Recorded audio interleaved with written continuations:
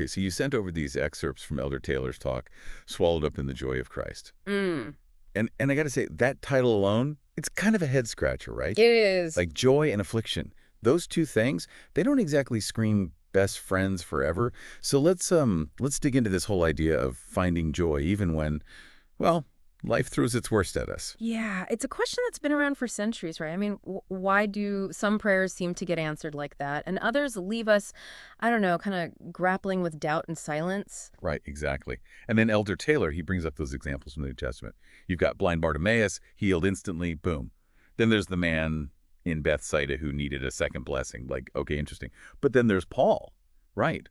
Pleading with the Lord, not once, not twice, but 3 times. And seemingly nothing. If I was in Paul's sandals, I'd be wondering what the deal is. And what's interesting is Elder Taylor doesn't shy away from that tension at all. Right. He owns the mystery of it all, but then points us back to this really comforting truth, God's love and his purpose for us. Those never waver, even when his answers seem hidden from where we're standing, you know? It's like that whole idea that God sees the end from the beginning, which honestly kind of blows my mind. It's like that line from the talk, thine adversity shall be but a small moment. Like easier said than done when you're the one in the middle of it. But man, it's a powerful thought. It really is. It all comes back to that eternal perspective, doesn't it? If we can even begin to grasp that, even a little, it changes everything. Waiting, unanswered prayers, they take on a whole new meaning. So you're saying it's not about God playing favorites or anything. It's more like he's playing a much longer game than we can even comprehend. Exactly. And in this game, to use your word, those trials, they're not punishments. They're like these perfectly tailored opportunities for growth. Like Elder Orson F. Whitney said, adversity builds character. We're being sculpted, you know, refined by those fiery trials, even when it feels excruciating. Okay, but how do we connect that with actually finding joy? Because I got to be honest, when I'm going through tough stuff, joy feels about as accessible as like winning the lottery. It's out there, but good luck actually getting your hands on it. And that's where Paul's words are so powerful. For when I am weak, then am I strong. It's like he's saying that suffering itself can actually become the source of our strength. But it's not strength like we usually think about it, right? It's the strength that comes from completely relying on Christ, admitting that we weren't meant to muscle through this life on our own. It's like what doesn't kill you makes you stronger, but I don't know, it's a lot easier to say when you're not actually getting the life squeezed out of you. Oh, for sure. It's easy to toss around phrases like find strength in adversity. Yeah. Until you're the one walking through the fire, Right. And I think that's why that story Elder Taylor shares about Holly and Rick Corder is just so powerful, you know? Yeah, the story about their son, Trey. Yeah.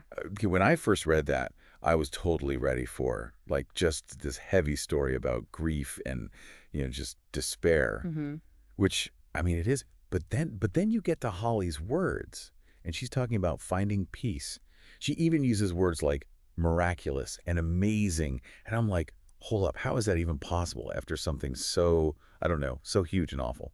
It's really something. And it goes back to exactly what we were just talking about with perspective. It's so interesting that you underline this part. What's amazing is that Holly's focus, it wasn't on her own limits, on what she couldn't do to save her son. Right. It was on Christ's power to heal, on his ability to heal even the deepest wounds we can imagine. It's like she even talks about how she sees her own scars differently now, right? Yeah. Not as this sign of failure, but more like reminders of the Savior's scars, right? Right.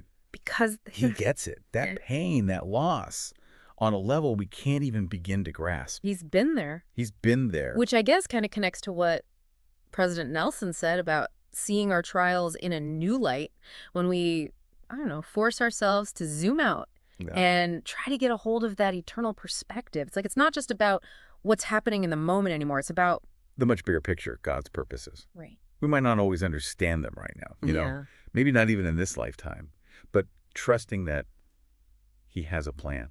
That he's got this, even when our lives feel like a runaway train. That's where hope starts to, I don't know, bloom a little. Yeah. Okay, so how do we actually do that? Because it's easy to say trust God, but when you're drowning in grief or fear or whatever it is, Yeah. that can feel impossible. Oh, absolutely. You're right on. It's not always easy.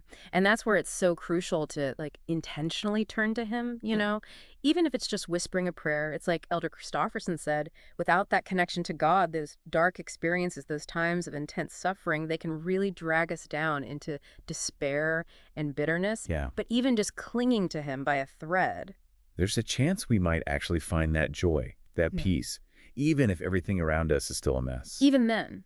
Because that real joy, the kind Elder Taylor is talking about, it's not about the absence of pain. It's the presence of Christ right there in the middle of it. And that changes everything. Okay, so we've laid some groundwork here.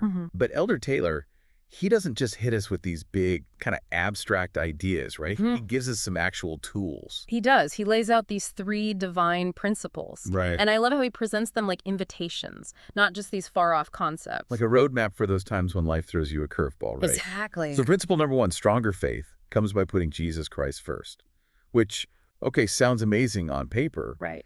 But what's that actually look like in the trenches of, real life? Well, he shares that story about President Nelson and his recent injury. Oh, right. And how that whole experience, it deepened his understanding of the atonement. Because when you're in that kind of physical pain, Yeah. it makes the Savior's suffering, his sacrifice, so much more real. And his promise to comfort and heal us, man, it takes on a whole new meaning. So it's not about ignoring the pain or pretending it's not there.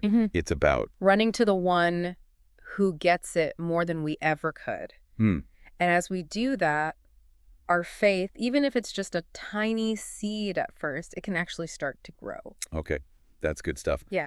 Principle number 1, putting Christ first, especially when it's the hardest thing to do. Right. What about number 2? Brighter hope comes by envisioning our eternal destiny. Okay, got to be honest here.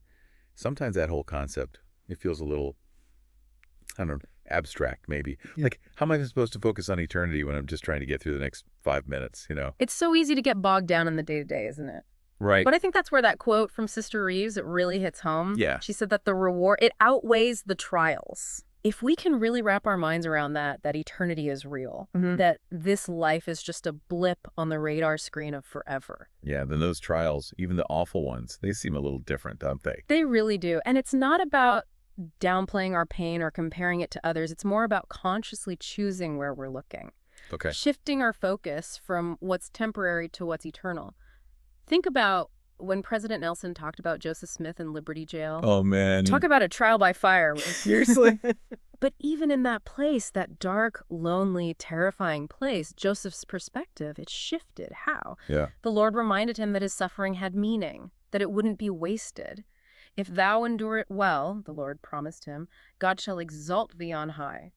He was being invited right then and there to look past the current pain and fix his eyes on the eternal prize. And that changed everything, didn't it? Yeah. Even though his circumstances didn't magically get better overnight, his whole outlook was different. It really was. And that leads us to principle number 3.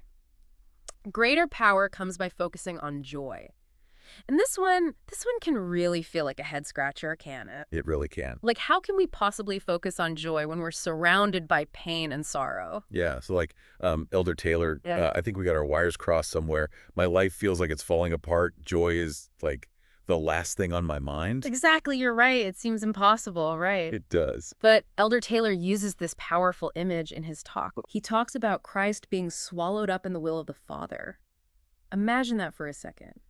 Even as he's experiencing the worst pain imaginable, Christ's focus, it wasn't on himself.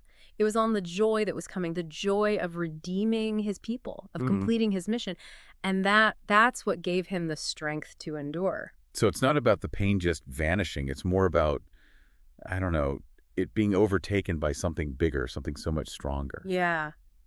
It's swallowed up in the joy of Christ. It's that deep, abiding peace that comes from knowing he's walked this path. He understands our pain more than we can fathom. And he promises to never, ever leave us alone in it. I think I'm starting to get it. It's not about our circumstances changing. It's about like tapping into this wellspring of strength and peace that comes from being connected to Christ. Exactly. No matter what's going on around us. Yes. It's about letting our pain, our heartaches, be completely swallowed up in his love for us. Okay, so we've unpacked these 3 principles: stronger faith, brighter hope, greater power through focusing on joy. But that Elder Taylor, he doesn't just leave us with like a to-do list, does he? Nope. He ends with this really beautiful invitation. He does, and I love how he shifts gears a little there. It gets really personal, really tender. He acknowledges that some of us listening, we're carrying some heavy stuff. Yeah. And he doesn't try to offer these quick fixes or easy answers. Just That Savior's promise, come unto me, all ye that labor and are heavy laden, and I will give you rest. And that, I think, is the question he's leaving us with. What does it actually look like for us to bring those burdens to Christ, to let him carry them? And even if our situation doesn't change right away, is there a way to feel that peace, that rest that he offers? That's a powerful question. It really is. It's a journey, isn't it? It is. This whole idea of finding joy in the middle of hard things. But I don't know, maybe as we focus on Christ, as we try to see things from his perspective, as we remember that this life, it's just a small part of forever. That's how we find that anchor for our souls. Right, even in the middle of the storm. Even then. And honestly, I think that's a truth worth holding on to, wouldn't you say? I think so.